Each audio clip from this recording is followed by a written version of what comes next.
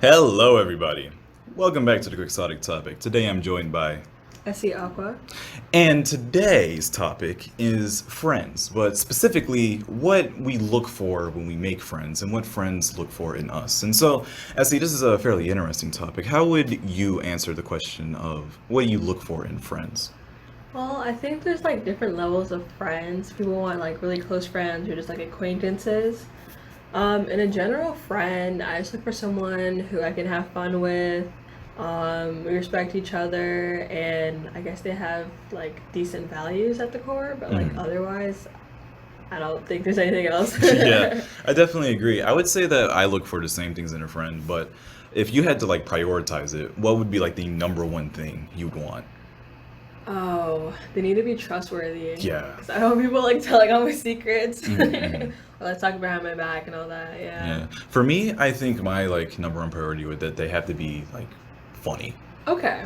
Because like I definitely understand the trustworthy thing, but I feel that if I can't sit next to you and like almost instantly have a good time, then like what are we doing? Yeah. You know what I mean? Okay.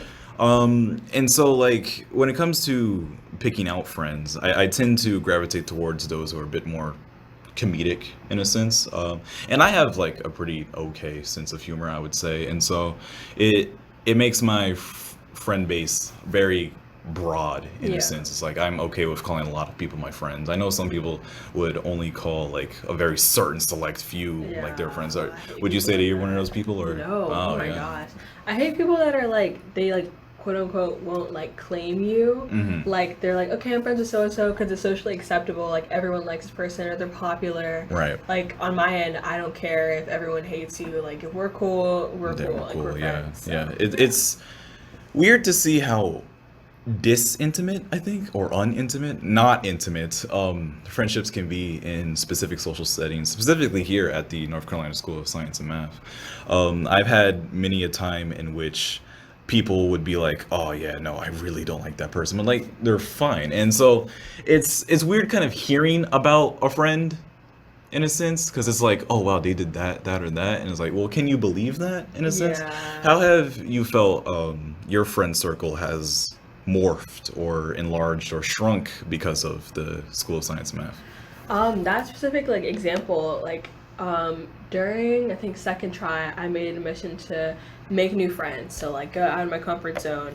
And a few of the friends I was making, my like the friends I already had would be like, oh, that person is fake or they're so full of themselves, or like all these like negative things. Hmm.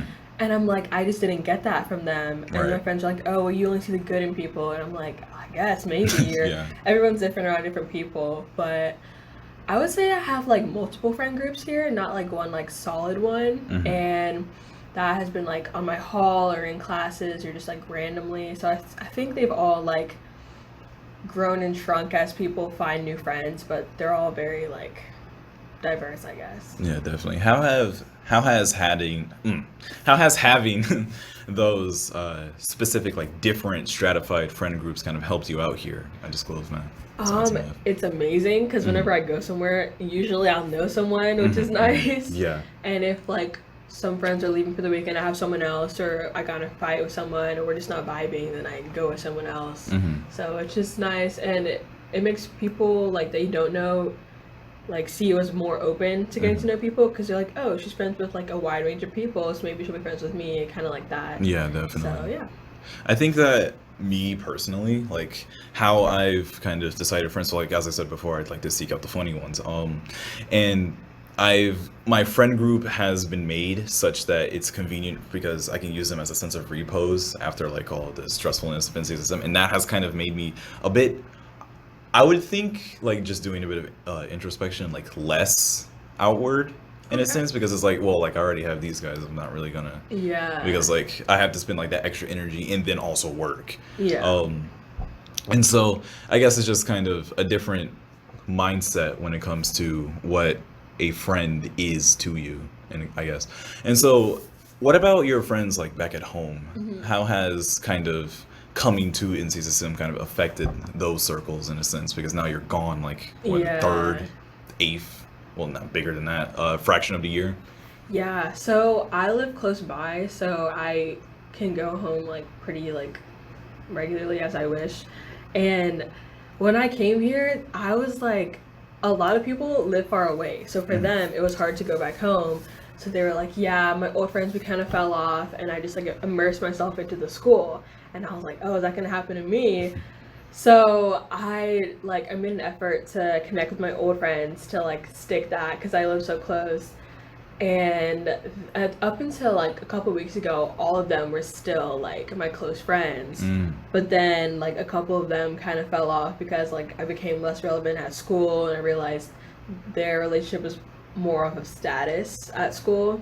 So it weeded out the fake ones, but definitely it has really like identified the lines of friendship with my home friends, but I'd say like it's more or less the same. But it does require a lot of work because our schedules are so different. Like here we sign check at 10 and we stay up like late to like 1 o'clock in the morning. Mhm. But my friends back home have to get up at 6, so they're asleep by like 10:30. Mm. So yeah, it's been very interesting. Yeah, yeah, yeah. And so, when it comes to what a friend looks for in you, and that's of course like a very kind of reflective question because you have to think, it's like, well, what are my qualities? And Yeah. so, not to kind of objectify like who you are as a person, Right, but right. what do you think are some things that people would either seek or appreciate seeing you in as a friend? Some people think I'm funny. I don't know why, but everyone's like, "Yeah, I see you're so funny. Like, you make me smile and laugh." So I guess that comedic relief, or I tend to give really good advice. Like, if they're fighting with their parents, then I can give that perspective. Like, I'm good at seeing the other side of things. Mhm. Um, yeah, advice and comedic relief, I think, are the two things You know, mainly. Yeah. that's actually kind of crazy because that's my own answer to that question.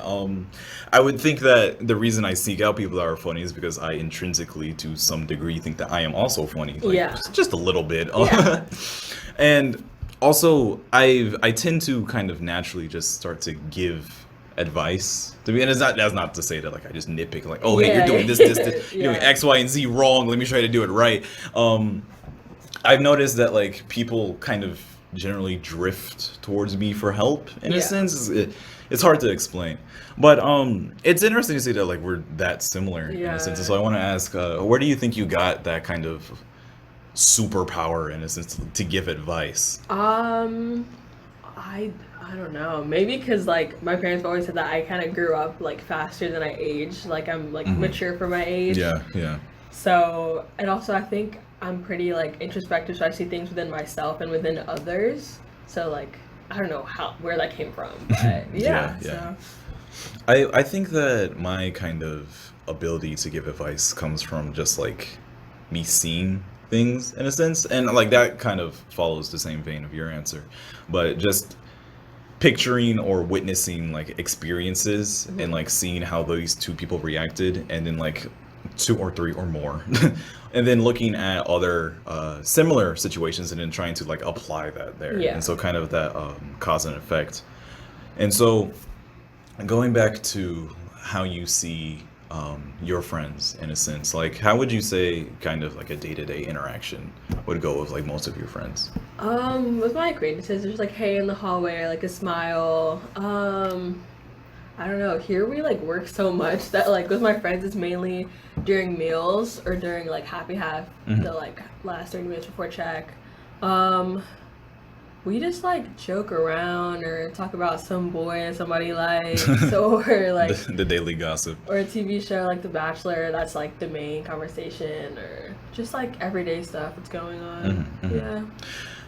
And so here's a kind of off the wall question. Have you ever been to like any road trip or like kind of long distance fair place, like where you went from a location to another location, so like super far away with a friend?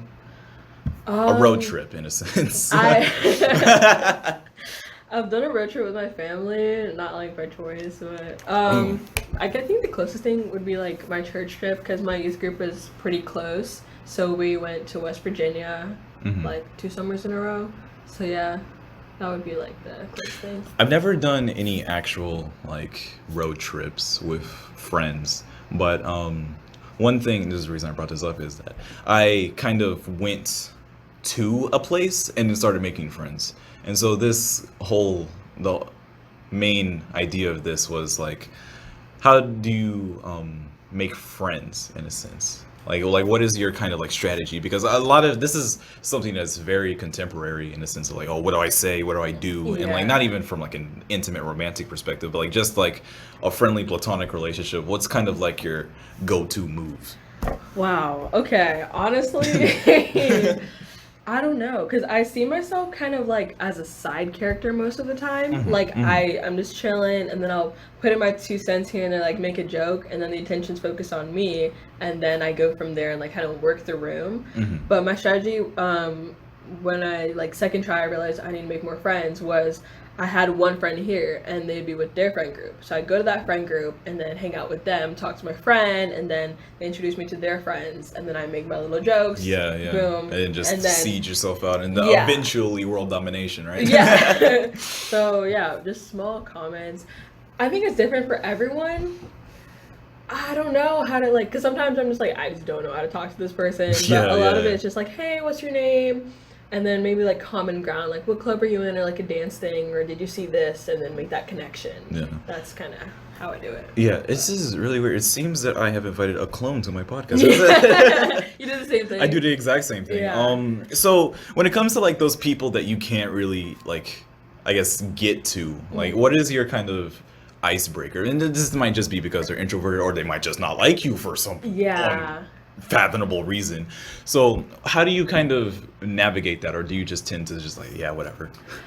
Oh my gosh, I haven't had much experience with that. It's more like people that like I already know and how to like progress the relationship. Hmm. But oh my gosh, I don't know. Most people I like get a vibe from, and most people are like I present myself as like being open, so they receive that. And I don't know. I can't. I sound like oh everyone likes me, but like I can't think of like an example, or at least not to my face to where they do it. Hmm. Hmm. I just like don't really like force it. Like if I'm not vibing with you or like we just don't click, then it like gets over. Because there's Yeah. some people, like I've met like 2 people recently who were like we just do not connect on any level, and we're just Mhm. like we are cool, but let's just not hang out again. Yeah. Like it would be alright if I never saw you again. Thank you. Yeah. Close the So. door on your way out. So yeah. I would think that when it comes to like the cold shoulder, I just giving it like repetition in a sense. Definitely the just letting the person know that you're open and like there and available to like talk to. Yeah. And then like that, of course, like circularly comes back to the whole like advice and giving thing in a sense of like just like yeah I'm here and then again with like the whole like side character type beat where it's like well I don't have to interact with you but if you'd like to it would be a good experience. I bet on that. But going back to my cruise story, I've been to a couple of cruises, but there was this one cruise where I had went in and kind of sat down at this kind because my parents enlisted me in like the teen program Mhm. on the cruise because like they needed me to not be in their way so Yeah. they could go through vacation things. At least that's my prevailing theory. It might have not been that. It's probably that. It's definitely that.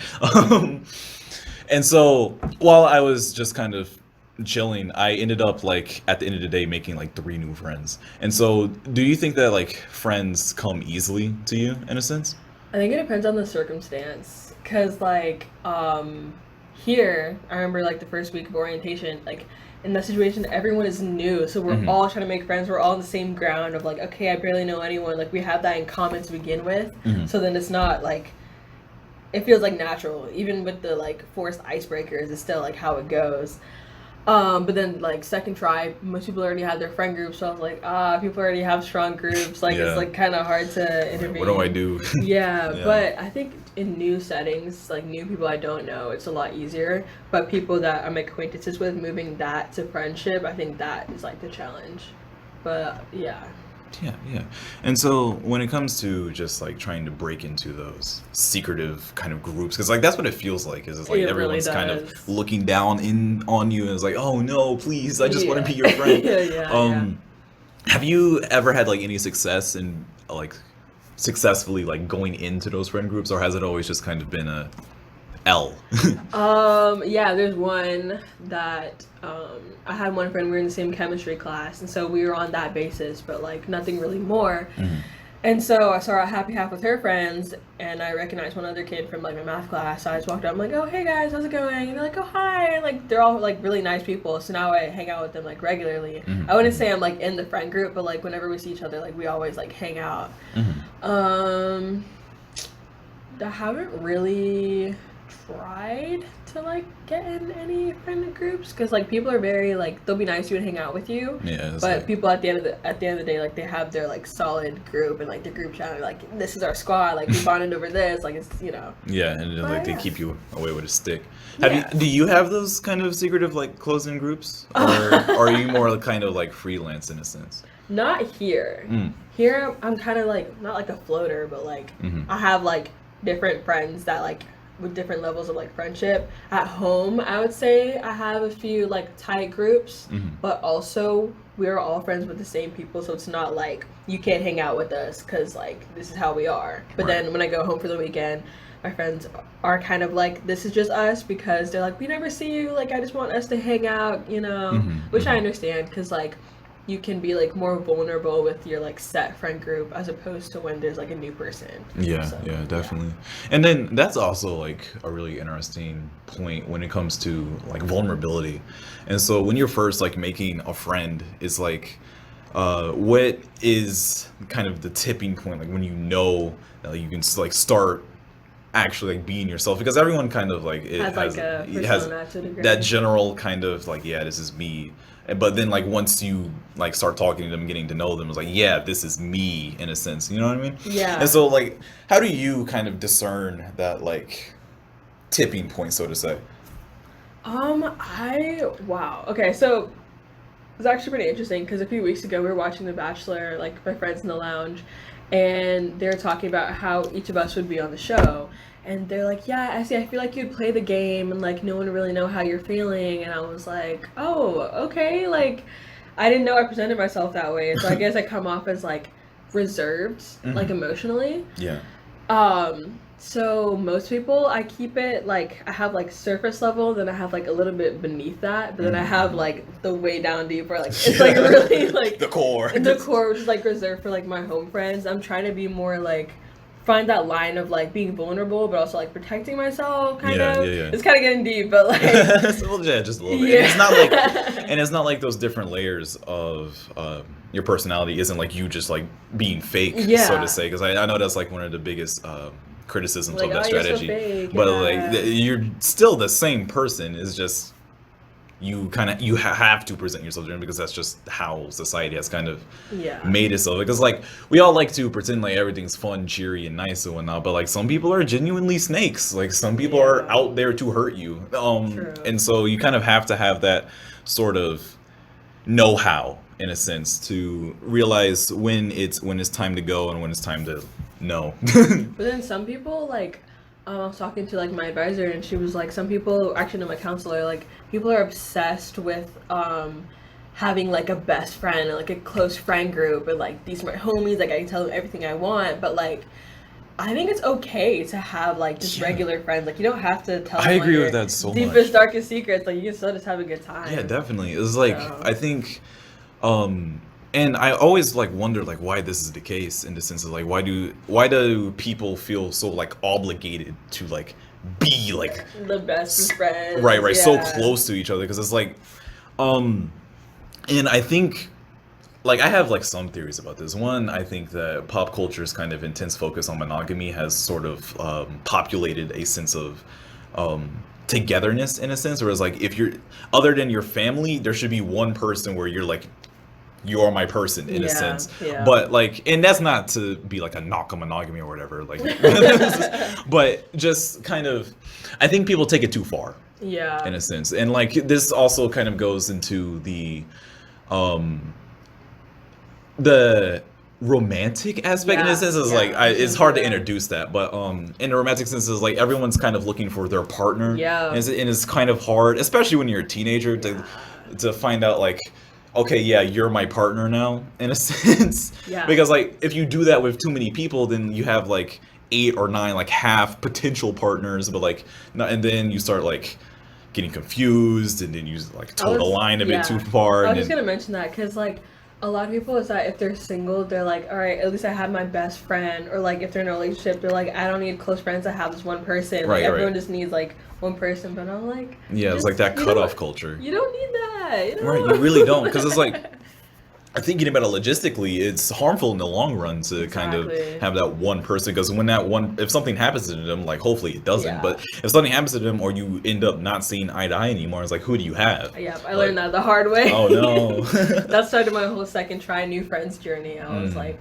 because I was recently single and I realized I was like holding on to my back home friends and like my back home like relationship, and I was like, I don't care about like people at school, like it's fine, I don't need them. mhm, And then I mhm. was single and I was like, wait a second, I don't have that many friends. so Yeah. so yeah. That's actually, I was in a similar case.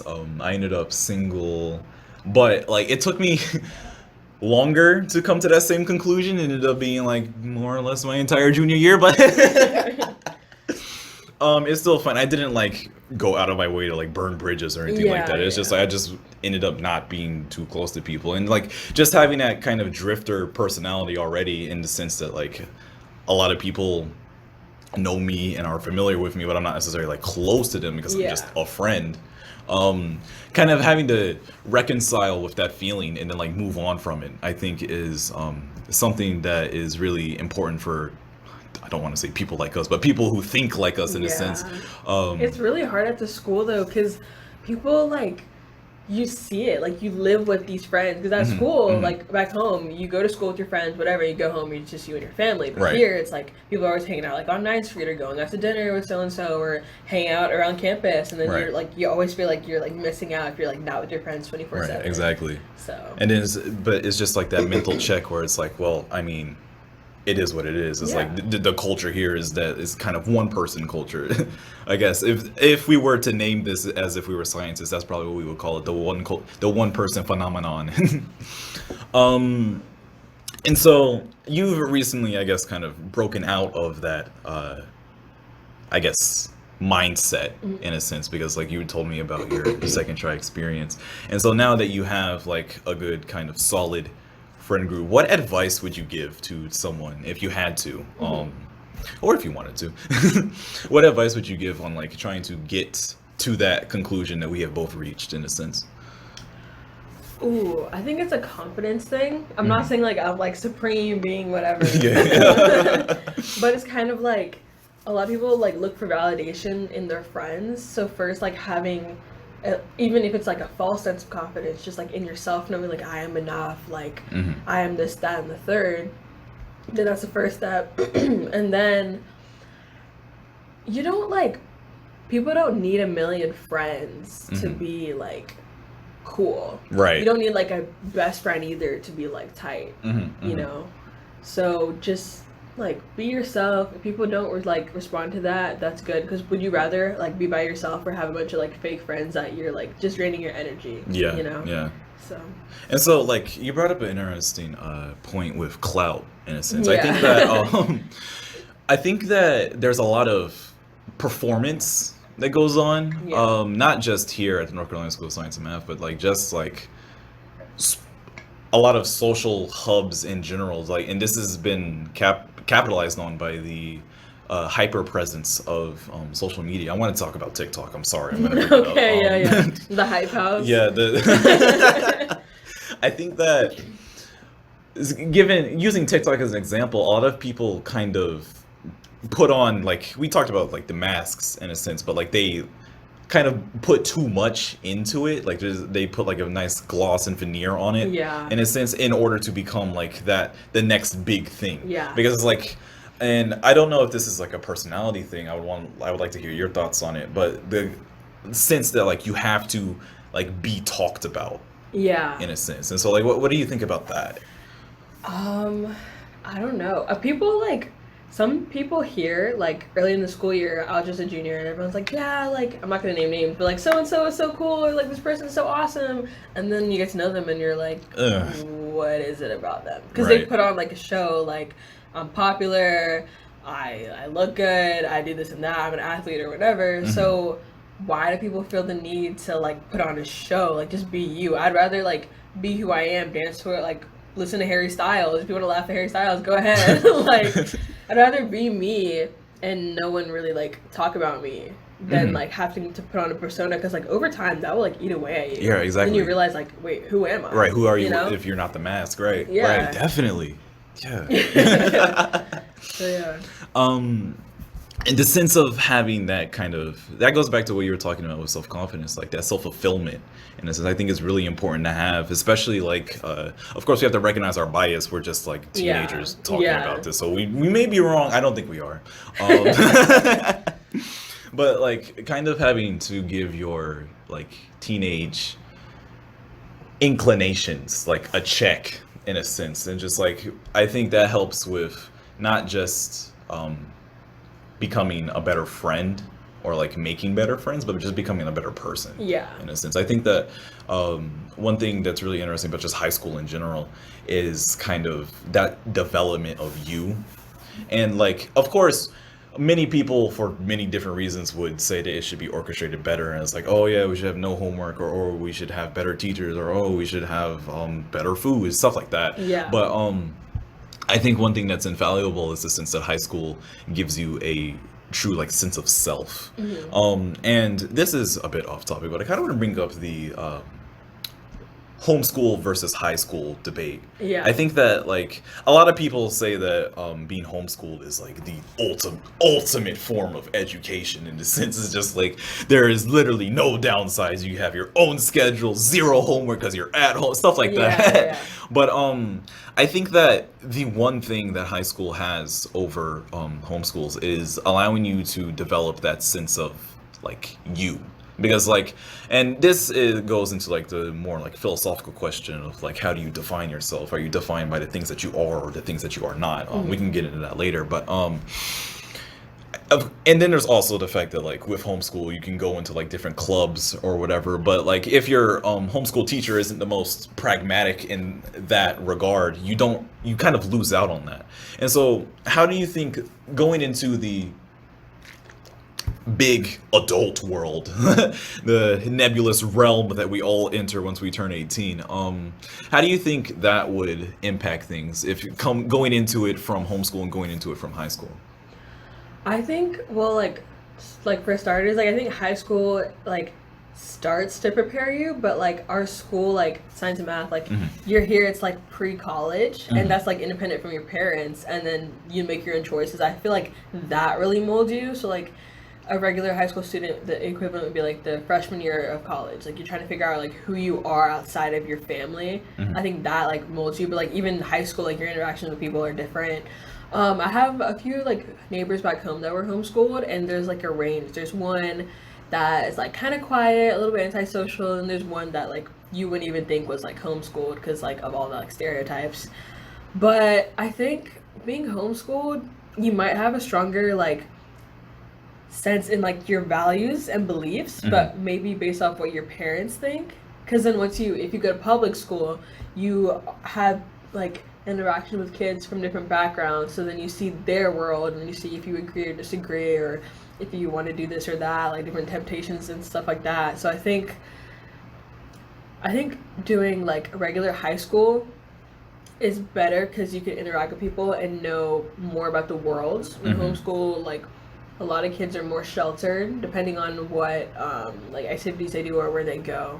But generally I think that's definitely, because high school gives you kind of like that worldly experience of like what it's like to be around other people, and then especially here at a residential high school, because, and then also college of course, because like you have to sleep next to a person. You like forced interaction in a sense, I think definitely grows a lot of people up. Me speaking as a senior here, I can definitely tell of many stories of like pretty much character arcs of like people who have gone through just like exponential growth simply because of the fact that they had to be around other people. And like they started out like hating it, it's like and then like they still didn't like it, but they were better at handling it at least. And I think that is kind of crucial. A thing that's important to, even if you can't experience it, something that you should at least like understand. Because like it's one thing to say is like, oh yeah, you'll be around like different people, but it's another thing to like be there. You know what I mean? And so like another interesting facet of this is having to be around like people who aren't necessarily with your best interests, and so that kind of goes into the conversation of sheltering. And it's like, do you think it would be best to like have your I guess like children, like if like hypothetical here, Yeah, like yeah. if you had a child, like do you think it would be best to kind of, because I know this is one of the like biggest concerns like, hearing this straight from my mother, of like going to like a random like place just off that's not home in Yeah. a sense, like being around like nefarious people. Do you think, how would you kind of gear yourself or your proverbial child to kind of be around like snakes Yeah. in a sense? So And like, do you think that's worth it? yeah. Like, do you think it's possible? Sorry to cut you off. No, but, it's okay. do you think it's possible to kind of gear your child to fend off snakes, or does it, or is that something that has to be like seen?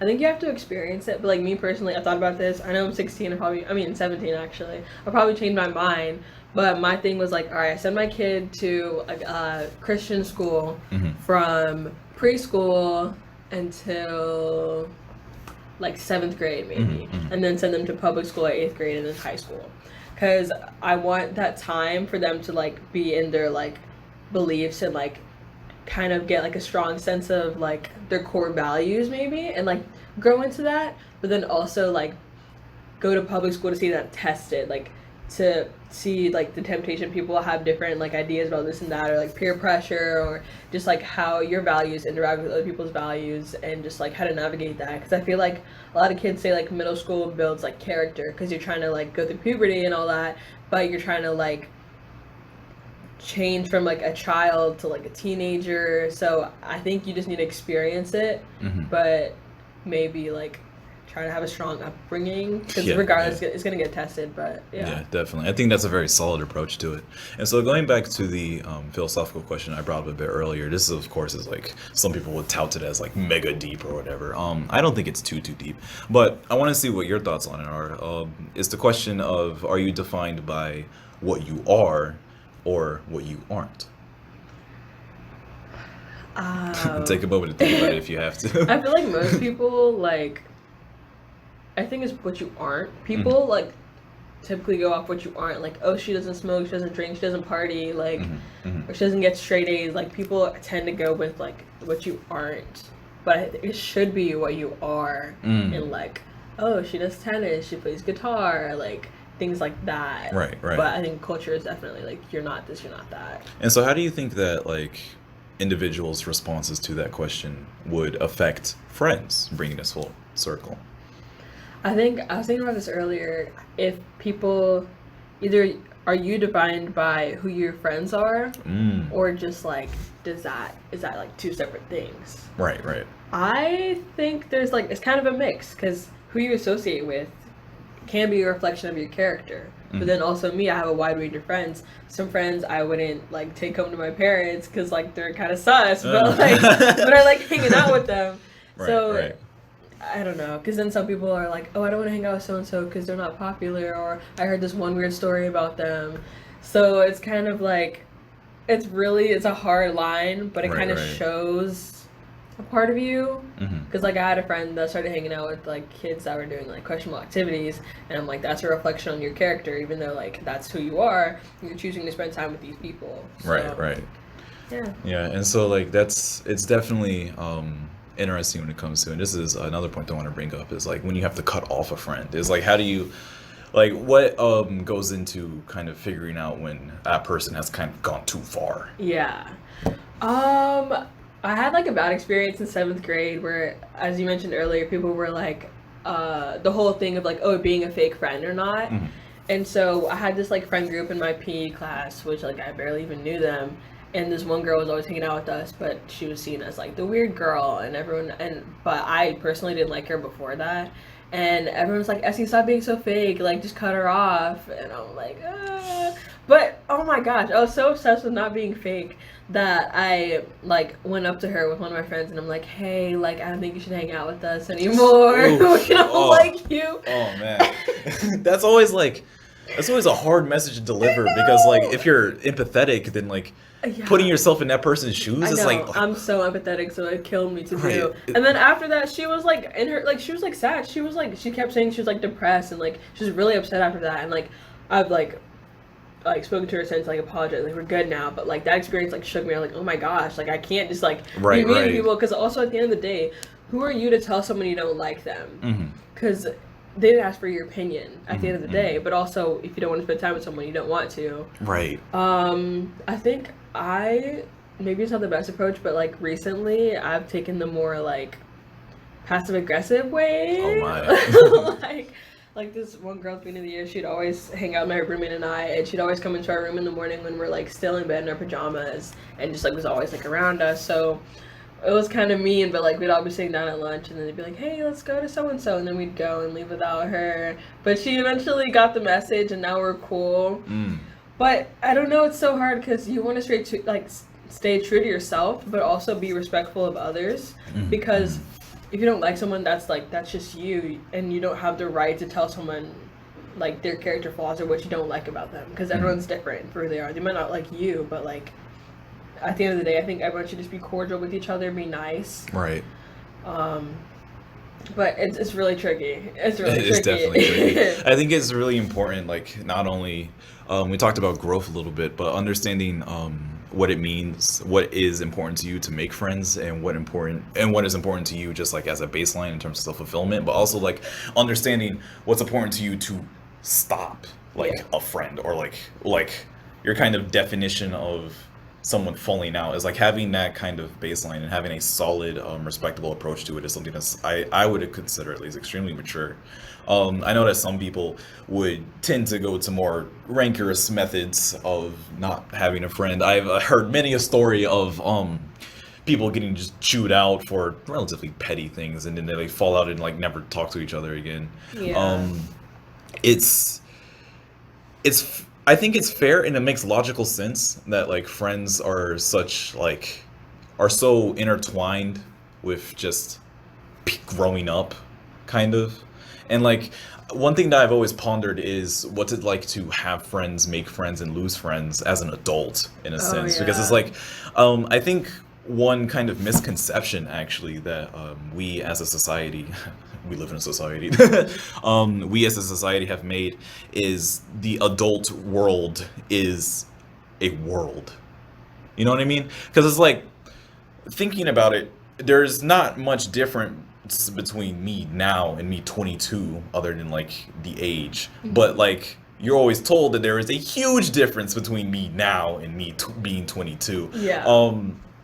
And so like I've always wondered, and the only way I'm going to be able to find my answer is by like becoming 22. So Yeah. we'll find out in X amount of years. But I've always wondered like how it feels kind of to have like these same realizations, because like of course we talked about coming to the conclusion of just kind of having that drifter personality. Yeah. And how like we both did it at different speeds. You did it in a trimester, I did it in a year. But like how some adults might not come to that conclusion, and like Yeah. how does it feel to kind of like perceive and react to that? And so like if I want to hear your thoughts on it.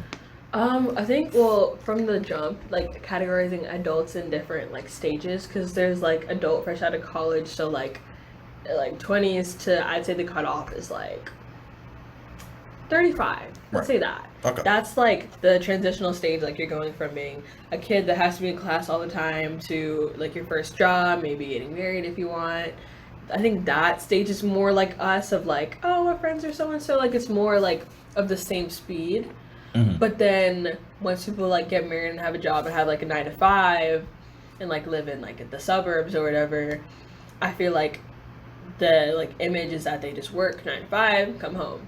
And a lot of Right. people have, I think work friends is a lot of it, or like their old high school friends or college friends, or like the neighborhood friends. I think it becomes more like maybe associative depending on your career. Okay.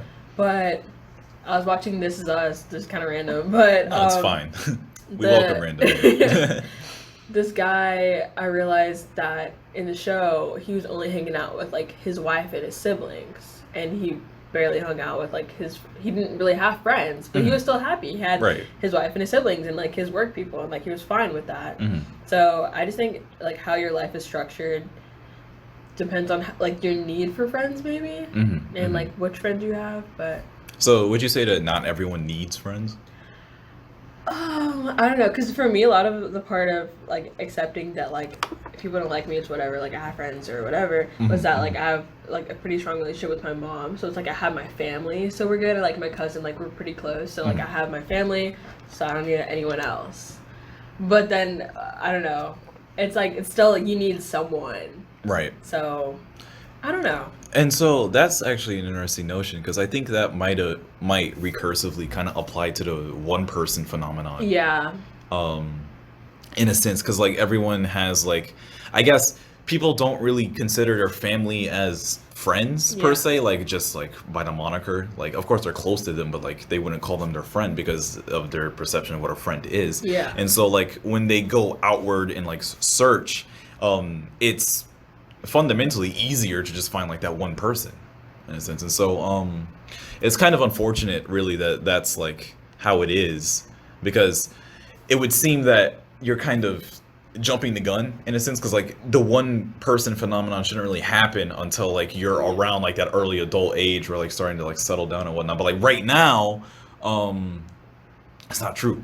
Like, that's not how it is, and like you don't have to live your life that way, but like people don't understand that. And friends change so much. Like most friends don't make it out of high school. Yeah, so, like, right. Yeah, I don't know. And then like I also wonder that like maybe the whole reason this is the phenomenon here, and it might also happen in other high schools, is because of how much like adult oriented this high school is. And that's kind of a weird notion, but allow me to explain. One thing that I vividly remember my Amstud teacher telling me is that oh yeah, well I mean like you pretty much sacrificed your last couple of years of being a teenager to come here. And I was like, and like when I was a junior, I was first coming in, don't want to hear that. right, and I was getting seasoned Amstud, I was like, let me go home. Like this might not be for me. But then like I thought about it and I was like, yeah, he's not completely wrong, because the amount of maturity, the amount of like self-reflection, the amount of attachment that you get to other people, the like closeness you form during like finals, stuff like that, like the amount of just overall growth that you do is the kind of stuff that you would see done in college. Yeah.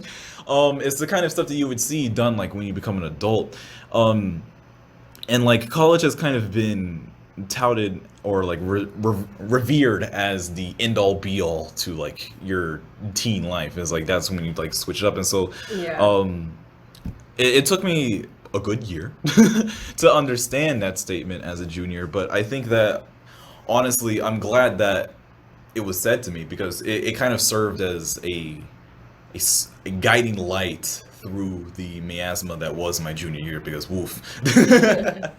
Yeah, I think it's true, but like for me, as like I mentioned earlier, how my parents said, or as everyone thinks, well, I think too, that I kind of grew up quicker than I aged, so like I'm like quote unquote mature for my age. Right. So then I'm already mature for my age, and I come here and we're learning all these like college things, so I'm even more mature for my age. So then some friends that come back home and I'm just like, oh, you're so mature. Like, grow up. But like it's not their fault. Right, It's like been through different experiences, and I just feel like I'm just so like, and then people like perceive me as thinking that I'm better than you because I'm like have been through like this experience. Right, like it's not a sense of superiority, is literally just as how the chips fell. Yeah, it sucks. Yeah. I've like found a way to like level like bridge that gap, but like at the beginning I was like, oh my gosh, why did I come here? Like, and now I'm like 40, you know. So my life's pretty much already decided for me. I really, yeah.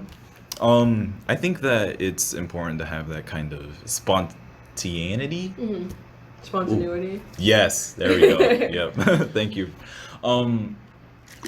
In life, and I think that's kind of what people sum up the teenager experience as, is the sense that it's just really spontaneous, like everything's happening all at once, and then like once you grow up, it kind of becomes streamlined in a sense, and so I guess like having to switch behind that kind of, and this goes back to the layers that you were theorizing about earlier, but kind of going from that streamlined of like this is how it is. I am a mature, like, young person, and then going to like another set of friends that aren't necessarily as emotionally developed, we'll say, Yeah. immature.